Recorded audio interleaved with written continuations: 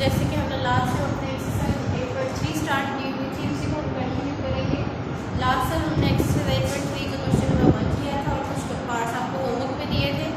आज हम उसके क्वेश्चन नंबर 2 स्टार्ट कर रहे हैं और कुछ पार्ट्स मैं आपको करवाऊंगी और साथ ही कुछ आपको होमवर्क में दिए जाएंगे, तो आप इसकी प्रैक्टिस भी कर रहे होंगे। जी, यहाँ पर बिल्कुल है क्वेश्चन नंबर 2 सिंप्लीफाई। एक ब्रैकेट है और ब्रैकेट के बाहर एक वैल्यू है। हमेशा याद रखिए, जिस तरह से मैंने आपको पहले बताया था कि किसी वेरिएबल और कांस्टेंट के दरमियान में कोई साइन नहीं होगा तो इट्स मीन उनके दरमियान में मल्टीप्लिकेशन होगी। इसी तरह से जब ब्रैकेट और वैल्यू के दरमियान में कोई साइन नहीं है तो इट्स मीन उनके दरमियान में भी क्या है, मल्टीप्लाई है। तो हमें को क्या करना है, ब्रैकेट वाली वैल्यू से बाहर वाली वैल्यू क्या करना है, मल्टीप्लाई। और हमेशा मल्टीप्लाई लाइक टर्म्स हो सकती हैं और जो अनलाइक होगी वो एज इट इज साथ ही लिखते जाएंगे। ठीक है, यहाँ मैं सॉल्यूशन लिखती हूँ और साथ ही अपने क्वेश्चन को रिलेट कर लेती हूँ। सबसे पहले एल एम जो है आपके एल के साथ मल्टीप्लाई होगा, ठीक है, फिर प्लस का साइन आ जाएगा, फिर एल एम आपका मल्टीप्लाई होगा एम के साथ। पहले एल एम एम के साथ हुआ, फिर एल एम एम के साथ हुआ, बीच में ये प्लस आ गया। एल वाली वैल्यू एल के साथ मल्टीप्लाई होगी, एन दोनों की पावर 1 है तो 1 + 1 2 और एल साथ आ जाएगा, फिर प्लस आ गया। एल एज इट इज क्योंकि उसके साथ कोई वैल्यू नहीं है तो सॉल्व हो सकते हैं, एम के साथ मल्टीप्लाई किया तो ये ठीक है। नेक्स्ट क्वेश्चन की तरफ चलते हैं। एज इट इज अपने क्वेश्चन को रीराइट करें। ब्रैकेट के बाहर की वैल्यू जो है पहले फर्स्ट वैल्यू के साथ मल्टीप्लाई होगी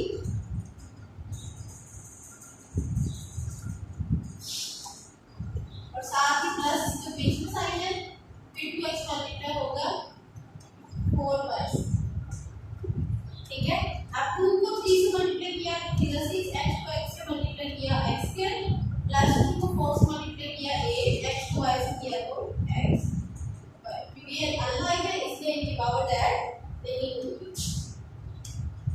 नेक्स्ट पार्ट की तरफ चलते हैं।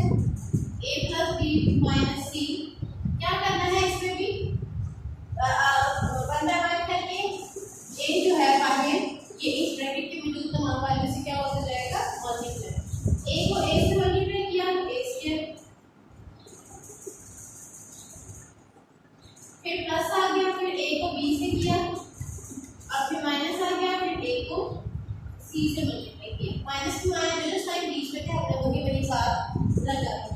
a को a से मल्टीप्लाई किया a² plus as it is a को b से किया ab, क्योंकि अनलाइक है इसलिए इनकी पावर ऐड नहीं होगी। a और c को c से किया तो ac, क्योंकि ये भी इनकी भी पावर ऐड नहीं होगी बिकॉज़ ये अनलाइक है। ठीक है, नेक्स्ट अच्छे पार्ट की तरफ चलते हैं। अगेन मैं अपने क्वेश्चन को रीराइट करूंगी।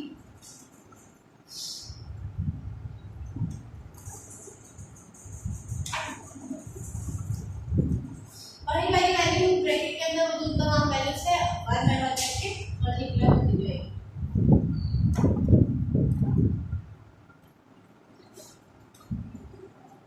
ये मैं लिखती हूँ cb² मल्टीप्लाई हो रहा है आपके q² से,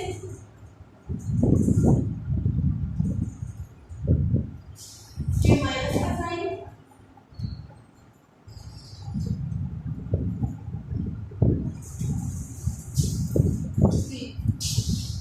ये एज इट इज b वाली वैल्यू b से मल्टीप्लाई हो जाएगी। यहाँ b की पावर 2 है, यहाँ b की पावर 3 यानी कि b का स्क्वायर और b³ तो ये इनको ऐड करेंगे तो आपके पास आएगा b की power 5 q as it is plus same situation q वाली वैल्यू q से तो q क्योंकि एक तरफ 1 है पावर इसकी और एक तरफ 2।